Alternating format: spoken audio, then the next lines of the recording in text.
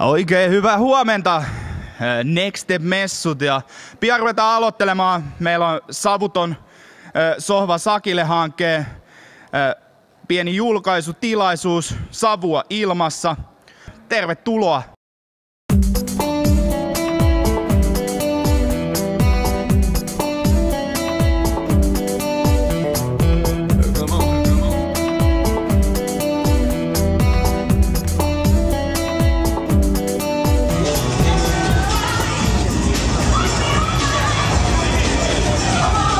Hyvää huomenta kaikille.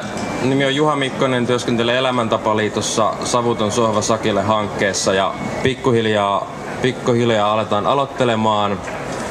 Täällä julkistetaan 3 uutta selvitystä ammattiin opiskelevien hyvinvoinnista.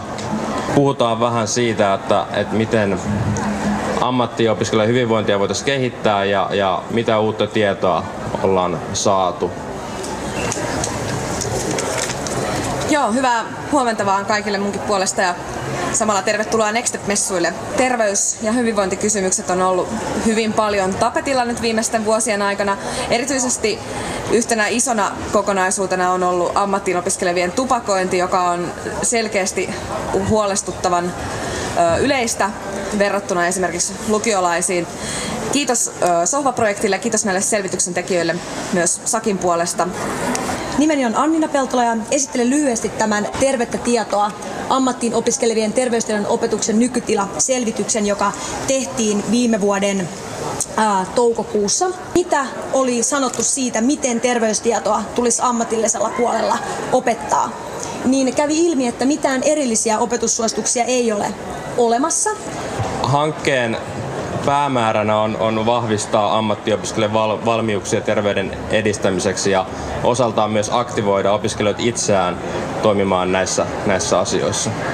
Osa-alue, mitä itse nyt esittelen tässä, niin on tämä selvitys nimeltä yhteisöllinen osaaja. Eli tässä selvityksessä kartoitettiin opiskelijakunnan hyviä käytäntöjä ja toisaalta opiskelijoiden osallisuutta. Koettiin, että niitä vaikutusmahdollisuuksia on ja opiskelijat ei aina itse ole kauhean hyvin selvillä, että he voisivat vaikuttaa asioihin, he voisivat järjestää asioita ja olla itse siinä niin kuin aktiivisia toimijoita. Hei kaikille minunkin puolestani. Olen tosiaan Minttu Mäkelä ja pidän esityksen Savua ilmassa. Yhdessä oppilaitoksessa kysyin ammattiin opiskelevilta, että miten tupakointi näkyy koulun arjessa, niin se vastaus oli, että savua on ilmassa. Että ammattiin opiskelevista tupakoi päivittäin 40%, lukiolaisista 12%. Silti kulttuurinmuutoksen kautta on mahdollista muuttaa näkemyksiä tupakoinnista ja murtaa ammattiin opiskelevien keskuudessa myyttiä siitä, että kaikki polttaa. Kiitos hei, ja pidetään hyvä messupäivä ja näin poispäin. Tattista vai?